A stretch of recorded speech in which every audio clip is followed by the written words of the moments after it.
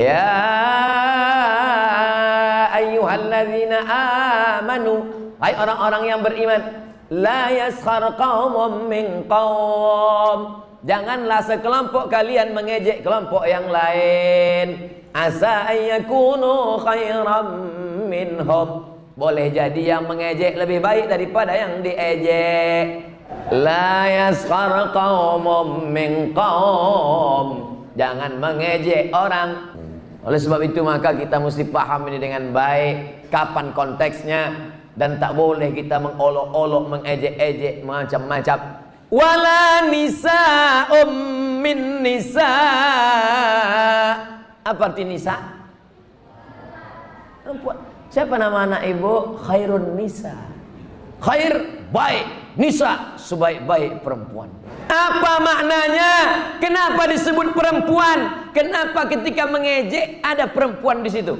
Kenapa ketika sebut tentang ejek mengejek disebutkan kata perempuan? Karena kebanyakan perempuan suka mengejek. Ngaku mereka. La yaskhar qaumun min qaum, jangan kalian ejek mengejek mengolok-olok. Asa ayyakunu khairam minhum, wala nisa'um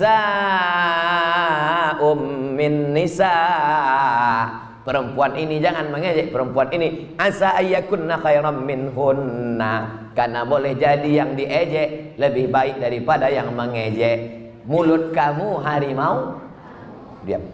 Mulut kamu menyebabkan amal bisa berpindah. Mulut kamu menyebabkan amal bisa hilang. Mulut kamu menyebabkan bisa dijatuhi berbagai macam hukuman. Oleh sebab itu dalam Islam diajarkan, kalau mulut itu mau bercakap saja diisi dengan tasbih. Subhanallah walhamdulillah wala ilaha illallah wallahu akbar, wala haula wala quwwata illa billahil aliyil azim. Jangan mengejek, jangan mengolok. Mata tundukkan atau pejam. Nah, kita lanjutkan. Ada 6 yang merusak persaudaraan kita ini. Persaudaraan ini mesti kita jaga. Jangan ejek mengejek, jangan olok mengolok. Masalah yang besar diperkecil, yang kecil dihilangkan. Siap? Insya Allah. Wala taqulanna li syai'in inni fa'ilun dzalika ghadan. Jangan kau katakan aku akan berbuat besok. Illa ayyasha Allah, kecuali atas kehendak. La haula wala quwata illa billah. Ingat, yang pertama jangan mengejek. Kita masuk yang kedua. Wala talmizu anfusakum, jangan kau burukkan dirimu, jangan kau jelekkan dirimu. Ini ayat ini tak masuk akal. Ini jangan salah terjemah. Wala talmizu anfusakum, jangan kau jelekkan dirimu. Ada orang mau menjelek-jelekkan dirinya? Mana ada? Ada orang mau merendahkan dirinya? Mana ada? Yang ada orang selalu menaikkan dirinya. Aku paling kaya, aku paling hebat, aku paling tinggi jabatan, aku paling lama di sini, aku yang paling tus jatuh. Jadi apa makna ayat? Jangan kamu jelekkan dirimu. Ketika saya menjelekkan engkau saudaraku, maka saat itu aku sedang menjelekkan diriku. Karena kita berasal dari diri yang sama. Engkau dari Adam, aku dari Adam. Dari mulai Adam sampai Adam Smith, semua berasal dari Adam. Adam, Idris, Nuh. Nabi Nuh punya anak 3, Sam, Ham, Yafes. Sam itulah bapaknya orang Arab dan Yahudi. Sam. Ham itulah bapaknya orang Afrika yang berkulit hitam. Yafes itulah bapaknya orang yang berkulit putih. Kulit hitam, kulit putih, antara hitam dan putih. Yang satu kulitnya berlebih, itu Afrika. Yang satu kurang warna kulitnya, itulah orang Eropa. Yang satu sedang-sedang, itulah orang Arab. Kita ini entahlah campur-campuran. Itu disebutkan dalam kitab Al-Bidayah wan Nihayah, ditulis oleh Imam Abul Fida Ismail Ibnu Katsir. Oleh sebab itu maka jangan pernah kita tunjuk orang, karena ketika kita tunjuk dia, jelek, pendek, busuk, hitam, saat itu kita sedang mengejek diri kita sendiri. Kalau ditempeleng pipi kita sakit, begitu juga pipi dia.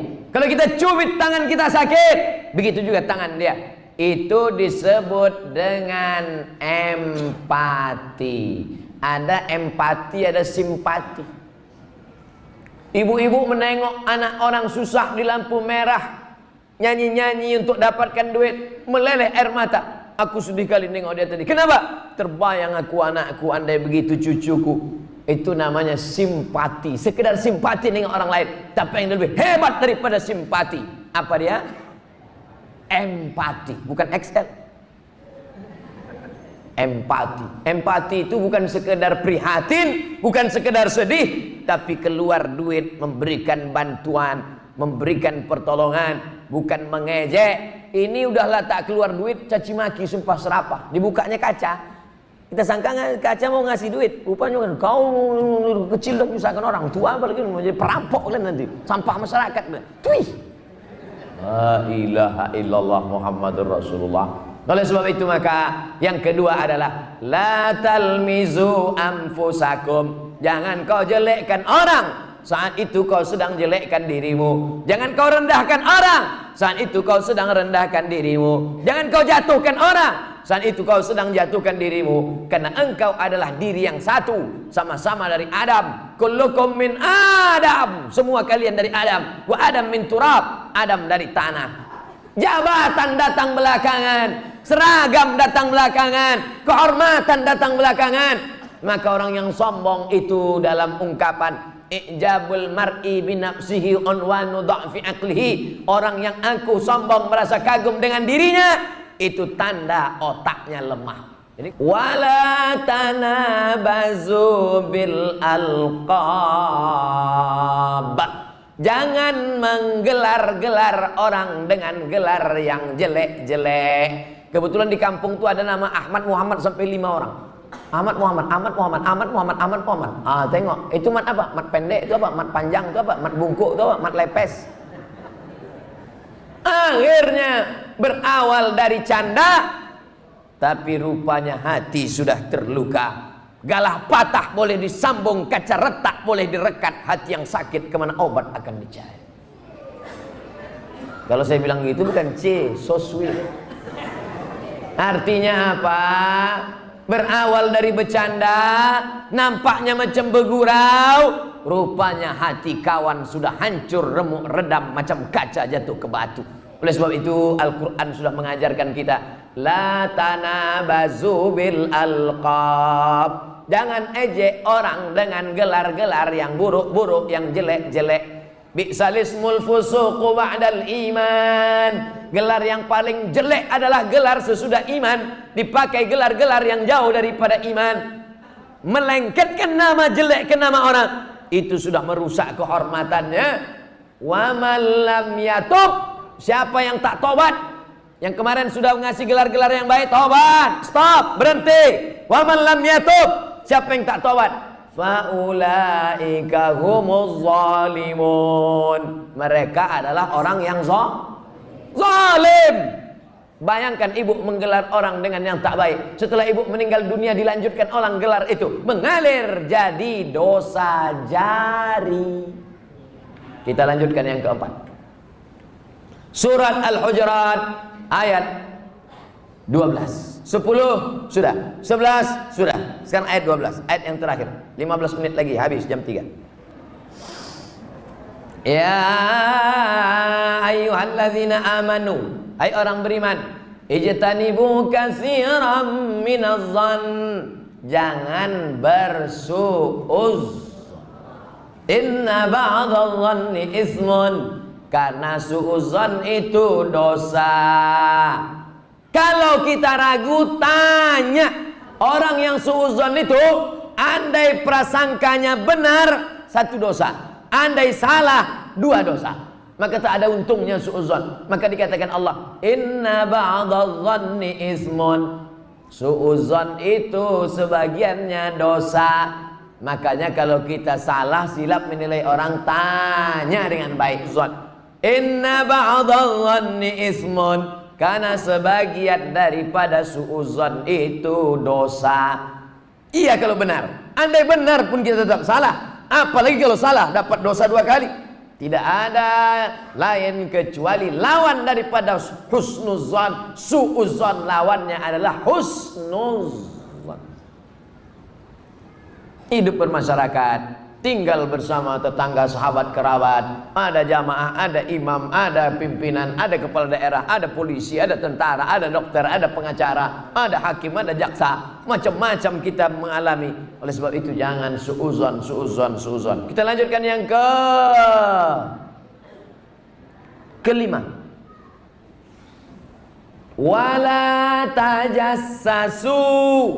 Jangan mencari-cari kesalahan orang.